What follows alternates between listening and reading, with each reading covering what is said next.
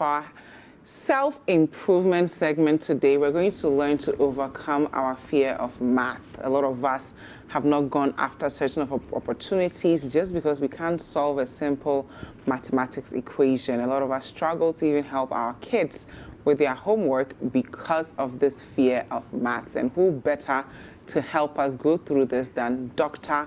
Honorable Yaw Osei Adutwum. He's the Deputy Minister of Education and MP for Bosomtwe. And throughout our conversation, if you have any questions for him, let us know with the hashtag Breakfast Daily, and the WhatsApp line is 0550-585832. If you're outside Ghana, the country code is +233. Good morning, Honorable. Good morning. You've become very famous for class act. Oh, is that right? What feedback did people give you? Many people sending me WhatsApp messages and, is that you? We appreciate you and all those things. Yeah, so it's heartwarming to know that the effort that you put in, people appreciate it. I mean, that is something I was not expecting getting into politics. Wow. So it's you meet somebody on the street, and they'll say, we know you, we appreciate you, you don't insult anybody. Do you miss the classroom? Of course. And I've been going, pre-COVID, I was going to classrooms. Wow. Oh yeah, I've gone to a number of classrooms. A few classrooms across across the country. Yeah. I remember Bepowa, Yaw Osei area. Yeah, I was just passing by and I just felt like, let me go and see the children. Wow. And we had a nice time. The teacher was not there. Nobody was in the classroom. Oh my God. Yeah, and they were working on properties of arithmetic. So I took the chalk and we had a nice, they didn't even know who I was. So that added a bonus for you. Yeah, I just walked in and they were so excited. I had pictures with them. Wow. And I remember going to a DJMF senior high school. The teacher was not. I said, let's do our math and fun. Let's have math together. So wow. Now, how do we overcome our fear of mathematics? Yeah. Before we do that, I'll probably want to say something about my friend Sir John and and his passing. And he talked about fear of delegates, right? Yeah. And he's left a legacy. He's worked so hard for the party and country, and I think he's somebody we're all going to miss, and he's somebody that we're all going to remember, that he came and he did his bit, and he moved on.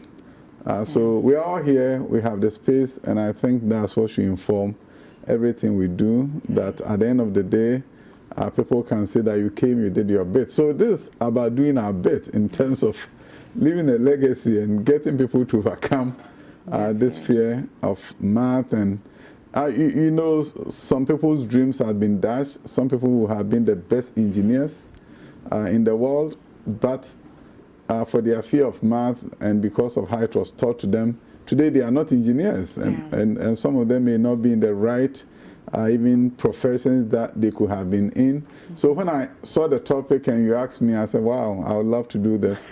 Yeah, because I think it's so key. Thank you. And so important. And when you want to link education to national development, think mathematics, think engineering, you think STEM, science, technology, engineering, and mathematics. And if you can't do STEM, your country is in trouble. Definitely. But a lot of us, unfortunately, did not have people like you for teachers. And so your math teacher was just so boring. You didn't understand what was going on. At some point, you just came to the realization that I'm terrified of this subject and I'm going to do everything possible to avoid it. How do we get back to rekindling the little love that we had for mathematics? First of all, you have to accept the fact that you fear mathematics. Accept the phobia first. And once you accept the phobia, then you begin to look at how do I get over it. Even in exams, when it's exam time, it's recommended that you do a deep breath, breathing out so that there will be more oxygen in your brain to facilitate the calculation process. But overcoming the fear is the starting point. So you have to understand there's a fear of mathematics and then acknowledge the fact that you are one of those people who fear the subject. Yeah. And then after that, then that is where the real work begins. Look for ways of making mathematics learning very practical. Okay. And that is something that we need to do more with our students. You know, Singapore, they always top mathematics. When you are doing terms or the program for international student assessment, PISA, all the top international assessments, Singapore students top it. So we have to begin to look at, they don't have a different brain than what we have. How is it that that small country called Singapore, how is it that they do so well in mathematics? First of all, Singaporeans understood that they didn't have gold and diamond and all those things. And the only way for them to develop was through education. Yeah. And they saw that in education, the best way to link education to economic transformation is when you focus on science, technology, engineering, and mathematics, which lends itself also to higher level of TVET. You see, there are different kinds of TVET. There's a TVET where you sew by the street, which is fine. But the TVET that transforms countries is when you are doing manufacturing and advanced manufacturing activities in TVET. So that is when the TVET then leads to socio-economic transformation. When people talk about the fact that, oh, Germany. Honorable, I'm going to stop you here. We need you to put your political hat down and put your teacher hat on. You have to, it's not politics. So we're going to start on the developmental hat. Let's put it down for a minute, because there are a lot of us who are afraid of mathematics, like me. No, you see, if you don't create a sense of urgency, you will not change the way you do mathematics. I agree. So you have to know that for me to change my country, I have to develop myself. Then that is what brings us to Singapore. Okay. Singapore as a country came up with what we call Singapore math. Okay. The moment they realized that they need to transform their country, and they identify mathematics as a barrier, because they know that math is what will allow them to develop, then they came up with Singapore math. Wow. And Singapore math goes from what we call concrete to pictorial to abstract. What it means is this: before you teach addition and subtraction to children, don't just go to the board and say, let's do 1, 2, 3, and everybody say, this is 1, this is 2. And after that, you say 2 plus 1. No. Singapore math says, get some concrete items. It can be oranges, so it can be mango. Practical. Very good. Okay. Allow the student to touch and feel it and understand that there are 3 mangoes that they are dealing with.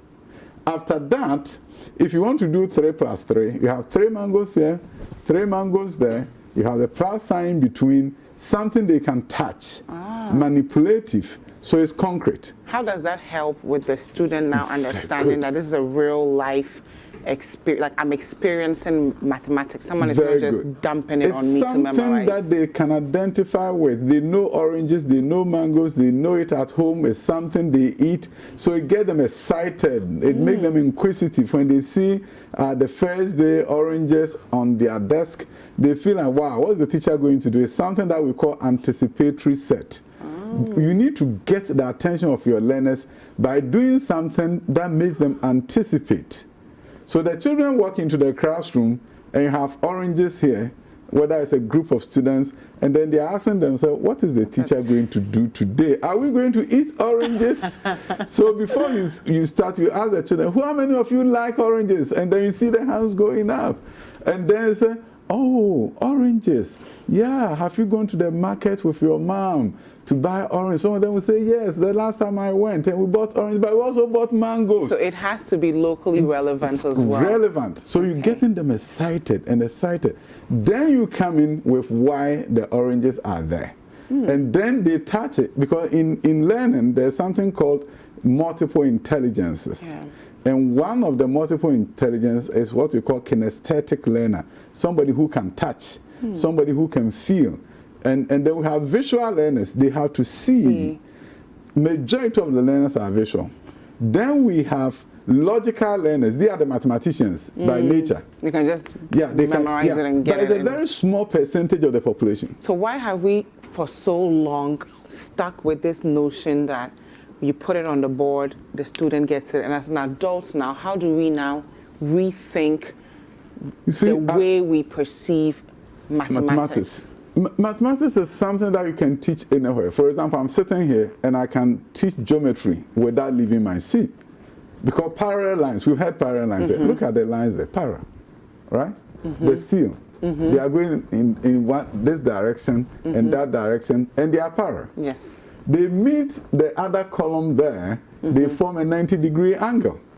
Wow. So perpendicular, this column is perpendicular to that, going parallel. So you don't need a lot of materials to even be creative. You really don't. You can teach geometry right here, and you can finish a unit in geometry by sitting here, because you can see perpendicular, you can see parallel, and a number of things can be taught right here out of it, because there are different shapes here. All around us. All around us. So what I'm getting from you is that, one, we need to get rid of the fear, the phobia that we have. Two, there's an art to mathematics that we have not, considered as far as making it more engaging, touching things. And then you don't need a lot of resources to make it fun. Now, let's look at solutions. When you see an equation, a lot of us fixate so much on getting the answer wrong that we don't find out, we don't enjoy the process, because we allow getting that one answer wrong deter us from even trying more equations. Yeah, because we have not mastered mathematics. The Singapore math is about mastery. So they go from what is called concrete, then you go to pictorial. Okay. So when I talk about the oranges, yes, once they touch and feel it, they know 3 are here, 3 are there, they are supposed to add, right? But from there, you have to ask them to draw. That is the pictorial representation. Pictorial representation. Then after that, you ask them to count how many oranges are here, 3. So they will write 3 plus 3. So you went from concrete to pictorial, then to abstract. So this is about mastery. You are not just interested in 3 plus 3. That is when you study for test. Yeah. And that is why we don't do well. So when you are interested in just 3 plus 3 studying for test, you are not mastering it. You are not syncing with it. You are not really doing it in such a way that you can close your eyes and understand, because you went from step 1, concrete, to pictorial, and then to abstract. But once you do the 3 of them, then it sticks in your head. So for example, various mathematics textbooks are written in such a way that they always get to the application last, right? So by the time you get application, the question for application is the last set of questions. Yes. The application should be first. Why? Because that is when you interface with the concrete. That is why it becomes real for the student. When you talk about a woman went to the market and bought this item, Kobe, and then he bought it for 5 cedis, he sold it for 5 cedis, 50 pesos. People are beginning to think about it within the context of a market woman. All of a sudden, the kid whose mom sells at the market is so excited because you said the mother sells somebody sells in the market, right? So the thing is, why should my mom, who never went to school, do so well in business? Because she understands mathematics. She knows that when I go to the market, I'm going to buy these items because I'll get a better markup. And it's mathematics. So we're going to talk about how to immerse ourselves into it without necessarily focusing on the answer that we will get. But if you guys have any questions for Dr. Adutwum, this is your opportunity, okay? He's here to help us get over our mathematics phobia, because we need to get that SAT test right. We need to get that GMAT right. So the hashtag is Breakfast Daily, and the WhatsApp line is 0550585832. How do we immerse ourselves in mathematics, the way you've been saying? Yeah, once you, and that's why I always believe that you have to have a sense of agency.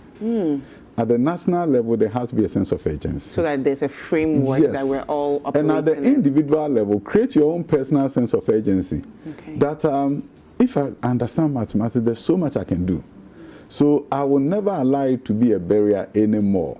When that happens, it's almost like a prayer, but it's an affirmation and to yourself, saying that I don't fear this thing anymore. I understand that it's so practical and so real.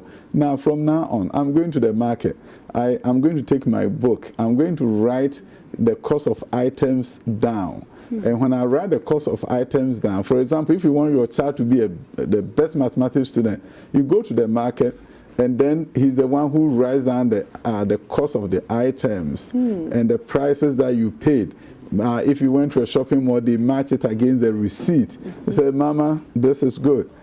So by the time you realize, he's becoming more in tune with mathematics from a very practical standpoint. And if you are somebody who is going to do SATs and you are afraid, one of the things that you need to do is that there are some fundamental rules. apart from the fear, you can get over the fear, but if you don't go to the fundamental rules, know that the basis of mathematics is arithmetic, addition, subtraction, multiplication, and division. So what I always tell people who are having challenges is that go and buy a 3rd grade book. 3rd grade? Yes, even though you are at the university. Because you need to get the fundamentals right. You did not get something right. That is why you are struggling. And if you want, get primary 1 book, primary 2 book, you can solve it in 2 days. You can solve those problems in primary 1 book in 2 days, primary 2 in 2 days, and then you move all the way. By the time you get to primary 6, your foundation will have been so strong and you will not believe it, because you have interfaced with the foundations that you missed. And this time, from a sense of urgency standpoint, you understand it in a way that you never thought you understand. You're going to be, wow, I never thought I would know commutative property and distributive property. For example, you cannot do equations if you don't understand distributive property. When you see A parenthesis B plus C, and you don't know how to distribute the A, you're lost. So, and then you should know how to distribute and understand combining like terms after you move from that step. So if you know your distributive property, you know how to combine like terms, then you are coming down. When you get down to equations, all that I need to do is the concept of being fair. That you have some aspect of the numbers on the left and some, what do you call it, symbols, right? There's something there. Whatever you do to the left, don't forget to do it to the right. So, Dr. Adutwum, you're going to come back. And you're going to bring oranges and mangoes and all kinds of exciting things. And we're going to do the distribution and everything with those materials, because I think it is so important. So you're saying we should rethink the way we've seen mathematics historically, that it's not something to be afraid of, it is something to embrace. Secondly, we should make it more practical. So, mastery approach. You know, so if you immerse yourself in it and you don't focus on getting an A on a test, then it's part of your life. And then understanding it and getting the text will be normal. And then the third one that you said was fundamentals are important. Even if you get rid of the fear and you don't know how to add, divide, distribute properly, you will always struggle down the line. So you're going to come back next week and we're going to put all this into practice, and our viewers will also get all the materials they need, and we'll have fun. Is that okay? And they should research on multiple intelligences by Howard Gardner. Multiple intelligences. That speaks to how different people learn. Because your style may be kinesthetic. That means you need to move around and touch things. Your style may be the lucky ones, the logical. Very few, maybe 10% of the population. Oh, you're part of the 10%. But they're different but you have things. The rest of us. Yeah, you need to really research it and begin to understand this is how I learn. Thank you and take so it into much, mathematics. Dr. Yaw Adutwum. Thank you for inviting me.